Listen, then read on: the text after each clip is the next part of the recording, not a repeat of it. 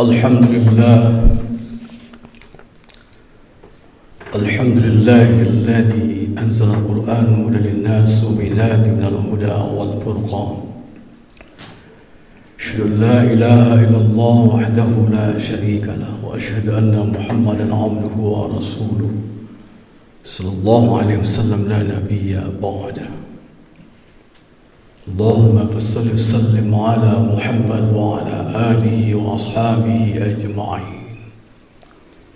أما بعد فيا عباد الله، أوصيكم وإياي بتقوى الله فقد فاز المتقون. اتقوا الله حق تقاته ولا تموتن إلا وأنتم مسلمون. بسم الله الرحمن الرحيم. أحسب الناس أن يتركوا أن يقولوا آمنا وهم لا يفتنون. ولقد فتنا الذين من قبلهم فليعلمن الله الذين صدقوا وليعلمن الكاذبين. صدق الله العظيم. قال رسول الله صلى الله عليه وسلم: لا تقوم الساعة حتى يكثر فيكم المال فيفيض حتى يحب ربي المال من يقبله منه صدقة ويدعى إليه رجل فيقول لا أراب لي فيه. Kaum muslimin sidang jamaah Jumat yang dimuliakan Allah, pada kesempatan khutbah yang akan disingkat pada kesempatan kali ini, marilah sama-sama kita tetap selalu bersyukur kepada Allah Subhanahu wa taala. Alhamdulillah, pada kesempatan yang berbahagia ini kita masih diberikan kekuatan, kita masih diberikan kelapangan, kesehatan dan nikmat yang berharga, yakni nikmat iman dan taqwa, sehingga kita bisa hadir bersama-sama untuk melaksanakan ibadah salat Jumat berjamaah. Mudah-mudahan kegiatan yang kita lakukan ini mendapatkan banyak sekali kebaikan, mendapatkan banyak sekali ampunan yang Allah berikan, dan kita pun mendapatkan rahmah dari sepanjang masa. Amin ya rabbal alamin. Salat beriringan salam tak bosan-bosannya pula kita kirimkan dan kita sampaikan buat junjungan kita, tambatan hati, bautan cinta umat Islam, yakni baginda Rasulullah Muhammad sallallahu alaihi wasallam. Allahumma salli ala Muhammad wa ala ali Muhammad. Beliaulah yang telah mewariskan kepada kita umat Islam dua pegangan hidup, yakni kitabullah Al-Quranul Karim dan sunnah Rasulullah, yaitu Al-Hadis. Tema kita pada hari ini adalah hidup itu ujian. Sebagaimana yang sudah kita bacakan di dalam surah Al-Ankabut, surat yang ke-29, ayat yang kedua sampai ayat yang ketiga. Kenapa hidup itu penuh dengan ujian? Karena Allah sendiri yang mengatakan secara tegas dan jelas. Apakah manusia itu mengira bahwa mereka itu hanya dibiarkan saja berucap, mengatakan kami beriman, sedangkan mereka belum diuji? Kata Allah, sesungguhnya kami telah menguji orang-orang sebelum mereka, maka sesungguhnya Allah mengetahui siapa di antara orang-orang itu yang mereka itu benar, siddiq, jujur, dan siapa pula sesungguhnya di antara mereka itu orang-orang yang mereka kizib, mereka yang berlaku dusta, mereka yang berlaku curang. Al-Ankabut ayat 2 dan ayat yang ketiga. Rasulullah Muhammad SAW menyampaikan di antara ujian itu dalam sebuah hadis yang diriwayatkan oleh Abu Hurairah. Apa kata Nabi? Nanti akan tiba di hari kiamat, sehingga sebelum itu datang, harta itu akan menjadi banyak. Maka di antara kamu itu, kata Rasulullah, dengan harta yang terus melimpah sehingga membingungkan pemiliknya, siapakah yang mau akan menerima harta tersebut? Atau dalam bahasa kita harian disebut dengan sedekah kita. Sehingga yang harta itu kita ingin sedekahkan kepada orang lain, tetapi kita bingung memikirkan, karena orang yang akan kita sedekahkan itu juga, dia juga ingin bersedekah. Lalu ketika itu orang itu, si pemilik itu membingungkan dirinya sendiri, sehingga siapakah yang mau menerima sedekah darinya? Lalu ia berkata, dipanggil dengan kemudian berkata, karena aku tidak lagi membutuhkan sedekah itu. Maha benar Allah dengan segala firman-Nya, maha benar Rasulullah dengan segala sabdanya. Kenapa kita katakan hidup itu adalah ujian? Karena Nabi sendiri yang mengatakan, dan ini hati-hati khususnya bagi orang Islam yang beriman, jangan kita sampai terpedaya dan jangan kita sampai terbawa arus. Karena Nabi mengatakan dalam sebuah hadis yang sahih yang diriwayatkan oleh Muslim, ad-dunya sijnul mu'min wa jannatul kafir. Dunia itu tak ubahnya, itu rangkaian hidup seperti neraka bagi orang mukmin. Namun ingat, itu merupakan rangkaian surga dunia ini bagi orang kafir. Kok pandangan jauh lah balayangkan, pandangan hampir lah batu kiak kan? Sesuai dengan surah yang lah ambo bacakan tadi, sesuai dengan ayat yang lah ambo kemandangkan, sesuai dengan sabda Rasulullah yang telah disampaikan, dan itu hari ini terbukti. Dan itu bisa dibuktikan. Karena sampai hari ini kaum muslimin jamaah Jumat yang ambo muliakan, bagi orang-orang yang mereka mengaku beriman sementara mereka jauh dari rumahnya Allah, sementara kesenangan dunia tidak akan pernah mereka dapatkan, sementara kesibukan ambisius yang dia lakukan semenjak dia mulai balik, umurnya cakap sampai dia mukallaf, sudah tahu membedakan mana yang hak, mana yang batil, mana yang ma'ruf, mana yang mungkar, mana yang benar, mana yang salah, mana yang halal, mana yang haram. Tapi anehnya, ada juga sebagian orang yang beriman itu luput perhatian mereka itu untuk dekat kepada Allah, padahal itu hidup adalah ujian untuk mereka. Sehingganya Rasulullah mengatakan tadi bahwa suatu saat nanti ketika kamu berusaha mencari kehidupanmu menjadi hidup yang layak di dunia, sehingganya semuanya nanti akan menjadi orang yang berpangkat, orang yang berpengaruh, orang yang berkuasa, sehingganya mereka nanti tidak ada lagi yang miskin, mereka menjadi orang yang kaya, mereka banyak uangnya.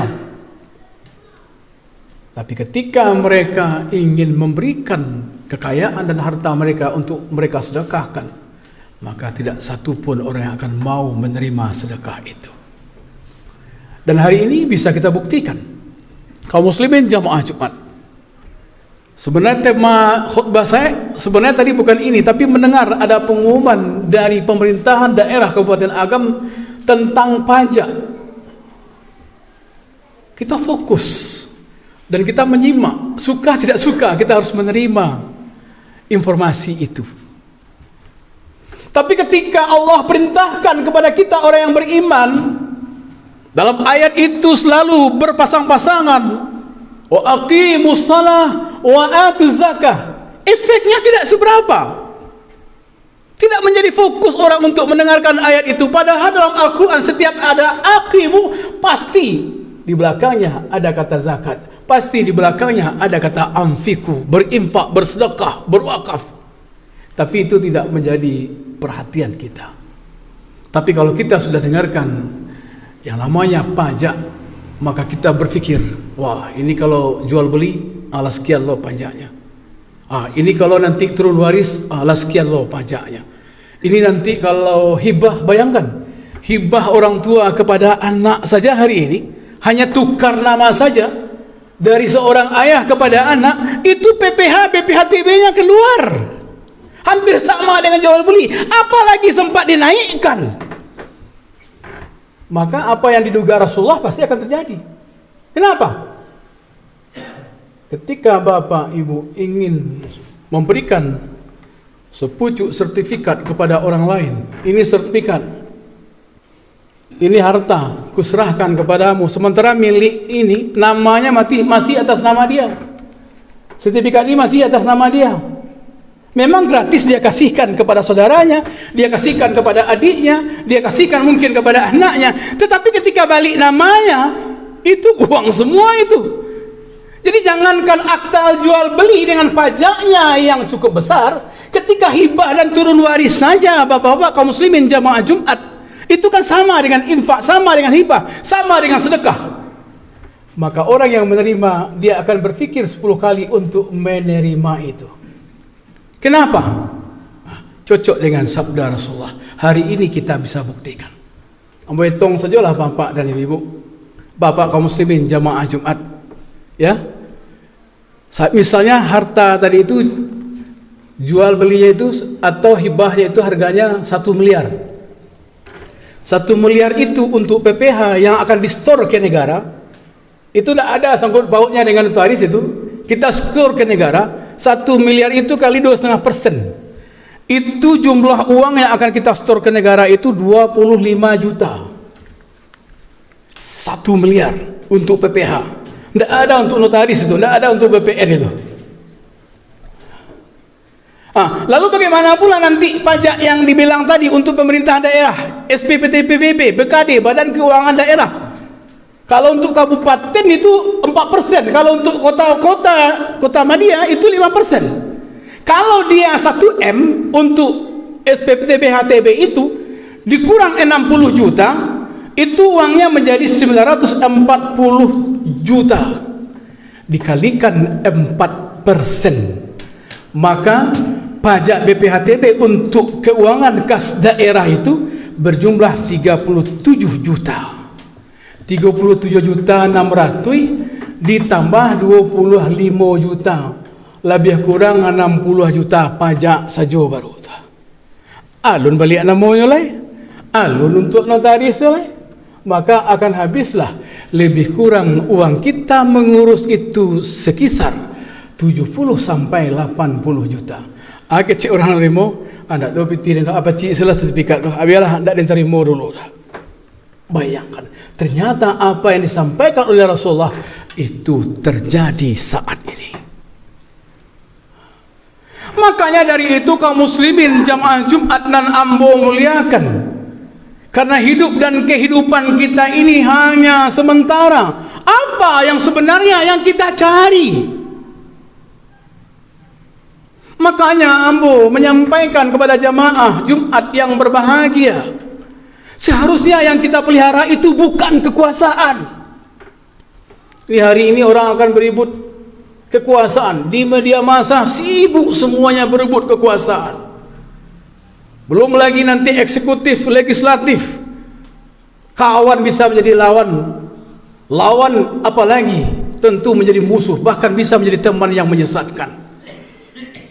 Tetapi ketika mereka itu diperintahkan untuk memelihara bagaimana kebahagiaan mereka untuk akhirat mereka sebelum datang nanti, Di saat waktu lapangmu akan datang masa sempitmu.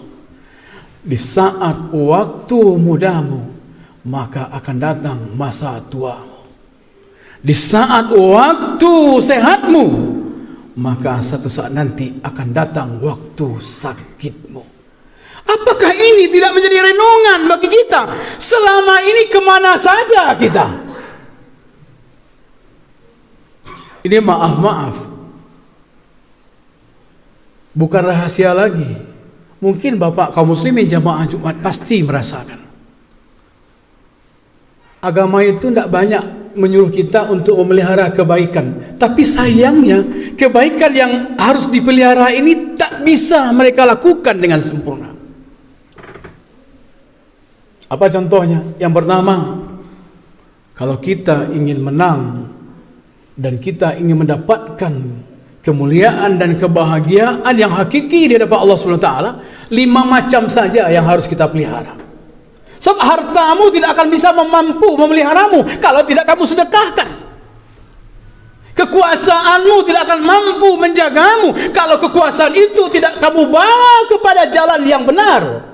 Bagaimana kita mampu menegakkan politik keumatan, politik Islam, sehingganya bisa memakmurkan dan menjadikan kita orang yang beriman ini tenang ketika kita beribadah, tenang ketika kita bermuamalah. Tapi hari ini apa yang dayanya? Kenapa? Karena kita lupakan 5 hal ini. Apa yang kita lupakan? Yang pertama, kita lupa memelihara salat kita. Mau ujinya gampang benarnya. Kenapa dikatakan hari ini orang lupa melihara salatnya? Ya Jumat ini saja yang ramai. Ini maaf saja. Jumat saja yang ramai ini. Subuh tadi Pak. Tanyakan saja pada Karim ini. Berarti kita belum mampu. Bukti orang itu belum mampu memelihara salat, buktinya 3 saja. Yang pertama, dia tidak salat di awal waktu. Yang kedua, dia tidak salat di masjid. Yang ketiga, dia tidak salat berjamaah. Berarti orang itu tidak pernah memelihara salatnya. Kalau dia tidak pernah memelihara salatnya, maka celakalah orang itu. Nah, ini yang pertama. Yang kedua, yang sayang sekali 1000 kali sayang. Hari ini kita masih belum mampu untuk memelihara bacaan-bacaan Al-Quran kita. Saya perhatikan itu. Kalau dahulu cerita-cerita Buya Hamka, cerita-cerita Inyi awak, Inyi Perabe, Inyi Ibrahim, dan awak pun masih mendapatkan anak-anak yang lahir tahun 70, tahun 70 lah. Sebelum masuk tahun 80 akan mendapatkan itu. Subuh-subuh tu tahu tak Bapak kaum muslimin jamaah Jumat? Itu tiap rumah mandarun orang baca Quran. Tiap mugari kaisa itu mandarun orang membaca Quran. Berarti kehidupan mereka itu terpelihara, kehidupan mereka itu terjaga. Wajar saja Nabi Muhammad memuji orang itu. Apa kata Rasulullah? Khairukum ma ta'allama al-Quran wa 'allamahu, rawahu Muslim. Sebaik-baik orang di antara kamu itu tidak banyak, ada kata Rasulullah. Apa itu? Adalah orang yang mau belajar Al-Quran. Yang kedua adalah orang yang mau mengajarkan Al-Quran. Sekarang maghrib isya TV yang dilihat. Sekarang maghrib isya snack video yang dilihat, Facebook yang dilihat, medsos yang dilihat. Lupa dia untuk melihat dan membaca Al-Quran. Karena dengan membaca Al-Quran itu hidupnya akan terjaga, hidupnya akan terpelihara. Malahan semboyan itu terbalik. Kalau dahulu orang membaca Al-Quran, kalau hari ini ketika ada maghrib isya orang membaca Quran di rumah, orang berfikiran, siapa yang bertakziah kau, siapa yang mati tadi kau. Terbalik pemahaman orang kini. Kalau dahulu tidak, hampir tiap rumah kita subuh menjelang mau berangkat kemanapun kita bekerja, kita baca Quran. Tapi hari ini ketika orang baca Quran maghrib dan isya di rumah-rumah, ternyata itu bukan atas kesadaran sendiri, ternyata itu dikarenakan ada yang mati, baru dia baca Al-Quran. Ini yang kedua yang kita lupakan hari ini. Yang ketiga, apa yang dilupakan oleh orang hari ini kaum muslimin jamaah Jumat yang saya muliakan? Ketika mereka beribadah, boleh dilihat nanti Kok adik kau masih sampiang, kok sarak kau masih lanjang. Bayangkan. Assalamualaikum warahmatullahi. Assalamualaikum warahmatullahi. Seharusnya ngapain kita? فَإِذَا قَضَيْتُمُ الصَّلَاةَ فَاذْكُرُوا اللَّهَ قِيَامًا وَقُعُودًا وَعَلَى جُنُوبِكُمْ. Apabila kamu sudah selesai salat, belum selesai tugasmu, ikut kan ada baru saya assalamualaikum kanan, assalamualaikum kiri. Nama pandai balari, namanya pandai berjalan kama tu meninggalkan musaji. Padahal Allah mengatakan dalam surah Nisa itu jelas. Ketika kamu berdiri, ingatlah Allah. Ketika kamu duduk, berzikirlah kepada Allah. Ketika kamu berbaring juga, berzikirlah kepada Allah. Luangkanlah waktu yang sedikit itu nan sapinji itu ikonan kadia awaknya. Kalau karajo tu nak untuk awak tu, untuk bini tu. Kalau karajo tu nak untuk awak tu, untuk anak tu. Karajo tu nak untuk awak tu, itu untuk orang nan kadi tinggalkan tu. Nan kau untuk awak aku nan sakit tu. Sesudah waktu solat, kita mulai beristighfar. Astaghfirullah. Kita mulai bersalawat. Allahumma salli ala Muhammad. Kita mulai bersahadat. Asyhadu an la ilaha illallah. Kita mulai bertasbih. Subhanallah. Alhamdulillah. Allahu Akbar. Waktunya tidak sampai 5 menit. Tetapi kemana waktu ini kita buang? Manga kok capek-capek juga meninggalkan musaji kok. Jumaat baru kok. Apa lagi subuh? Apa lagi luar? Apa lagi asar? Apa lagi maghrib? Apa lagi isya? Inilah yang harus kita perhatikan. Karena ketenangan hidup itu, kalau betul-betul kita ingin bahagia dengan Allah SWT, karena ini adalah ujian. Allah mengatakan, ala bizikrillah tatma'innul qulub. Hati itu akan tenang, jiwa itu akan tenang, raga itu akan tenang kalau dibarengi dengan menyebut kepada Allah. Itu yang ketiga yang dilupakan sebahagian manusia hari ini. Yang keempat, apa yang dilupakan hari ini? Orang melupakan ketika mereka itu senang, ketika mereka itu sedih, ketika mereka itu bahagia, ketika mereka itu susah, ketika mereka itu sehat, ketika mereka itu sakit.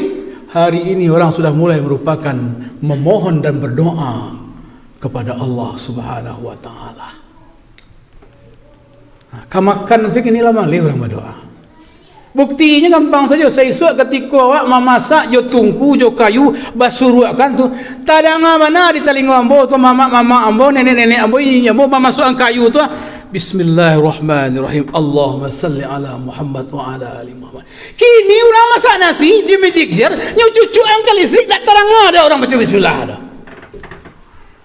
Lah masak nasi tak ada orang baca alhamdulillah. Dulu ketika api itulah manggogopo naik air tu ditutui jo maro diambil airnya nyoba coro salawat Nabi balik nasinya kok luar biasa lamanya airnya kok luar biasa lamanya. Kenapa? Karena selalu dibacakan doa dan doa kepada Allah SWT.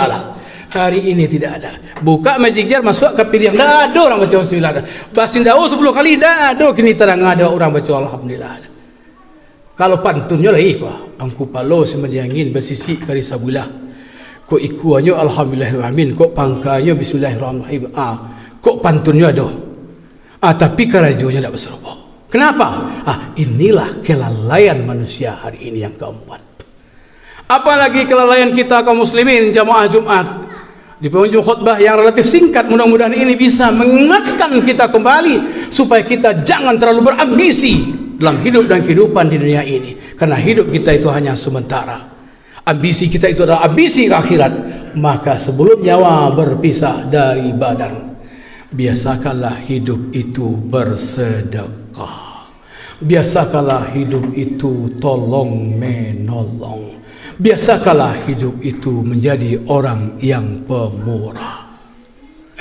Karena inilah kehidupan yang sebenarnya yang akan mampu membawa kita kepada kebahagiaan yang diharapkan. Sehingganya Rasulullah mengatakan, kalau ini bisa kita lakukan, rajin dia bersedekah, suka dia menolong, dan pemurah hatinya, baik dengan tenaganya, baik dengan uangnya, baik dengan kekuatannya, baik dengan idenya, ini yang ditunggu hari ini.